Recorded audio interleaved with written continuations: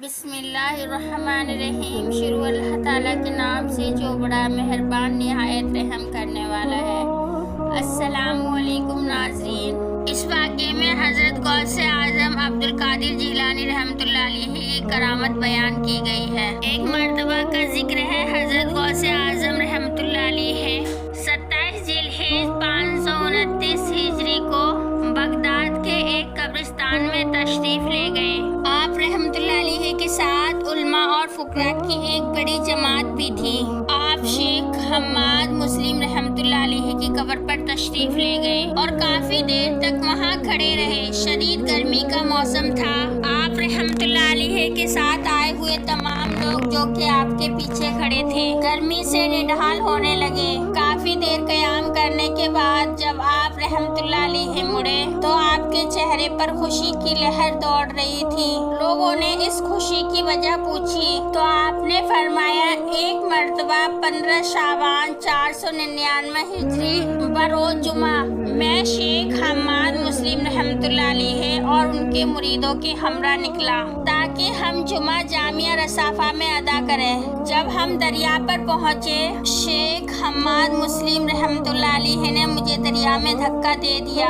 سردیوں کے دن تھے، میں نے بسم اللہ پڑھ کر غسل جمعہ کی نیت کر لی۔ اس وقت میں نے شوخ کا جبہ پہن رکھا تھا اور میرے پاس کچھ کتاب کے اوراق موجود تھے۔ ان اوراق کو میں نے دائیں ہاتھ میں تھام لیا تاکہ وہ گیلے نہ ہو جائے۔ حضرت شیخ اور ان کے مریدین مجھے دریا میں دھکا دینے کے بعد مجھے اسی حالت میں چھوڑ کر آگے بڑھ گئے۔ پھر میں دریا سے نکلا اور پانی سے بھیگے ہوئے جبہ کو نچوڑا اور ان کے پیچھے پیچھے چلنے لگا۔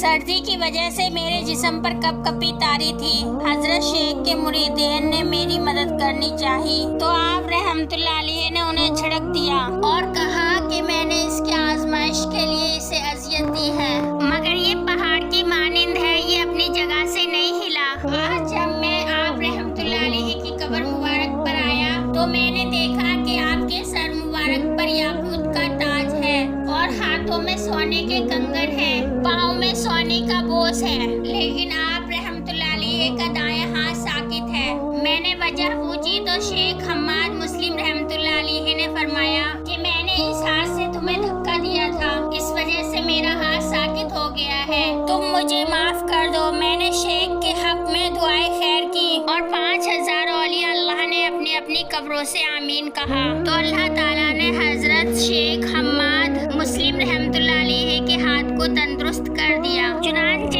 اسی وجہ سے میرے چہرے پر خوشی کی لہر دوڑ آئی۔ حضرت شیخ عبدالقادر جیلانی رحمۃ اللہ علیہ جب اپنے اصحاب کے ہمراہ بغداد تشریف واپس پہنچے تو شہر میں اس بات کا شور برپا ہو گیا۔ حضرت شیخ حماد مسلم رحمۃ اللہ علیہ کے مرید جمع ہو کر آپ کے پاس آ گئے تاکہ آپ سے اس بات کا ثبوت طلب کریں کہ واقعی شیخ حماد مسلم رحمۃ اللہ علیہ نے آپ کو دھکا دیا تھا کہ آج قبرستان میں جا کر ان سے قبر میں ملاقات کی اور آپ نے ان کے لیے دعا کی اور آپ کی دعا سے ان کا ہاتھ ٹھیک ہو گیا۔ جب وہ آپ کے پاس پہنچے تو ہیبت کی وجہ سے وہ کچھ نہ پوچھ سکے۔ آپ رحمۃ اللہ علیہ نے ان کے آنے کا مقصد جان لیا تھا۔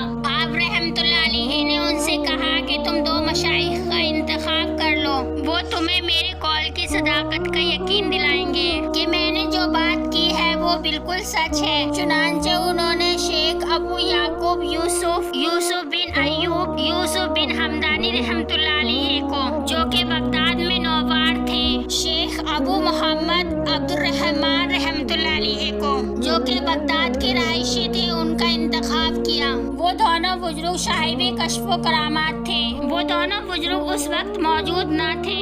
حضرت شیخ حماد مسلم رحمۃ اللہ علیہ کے مریدین نے آئندہ جمعہ تک کا وقت دیتے ہوئے کہا کہ ہم آئندہ جمعہ کو پھر تشریف لائیں گے۔ آپ نے انہیں بیٹھنے کا اشارہ کیا اور اپنے سر مبارک کو جھکا لیا۔ کچھ دیر بعد حضرت یوسف رحمۃ اللہ علیہ ننگے پاؤں دوڑتے ہوئے تشریف لائے اور کہنے لگے، شیخ حماد مسلم رحمۃ اللہ علیہ فرماتے ہیں کہ حضرت غوث اعظم عبدالقادر جیلانی رحمۃ اللہ علیہ درست فرماتے ہیں اور انہوں نے جو میرے متعلق تمہیں خبر دی ہے وہ درست ہے۔ ابھی وہ بات ہی کر رہے تھے کہ اتنے میں حضرت عبد الرحمن رحمۃ اللہ علیہ دوڑتے ہوئے تشریف لائے اور انہوں نے بھی اس بات کو بیان کیا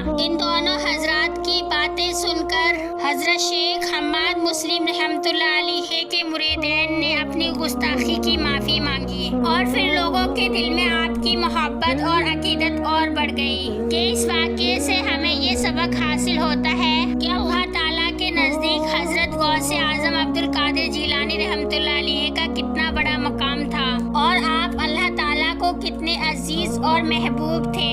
اللہ تعالیٰ ہمیں اولیاء اللہ سے محبت کرنے کی توفیق عطا فرمائے اور ان کے نقش قدم پر چلنے کی توفیق عطا فرمائے، آمین ثم آمین۔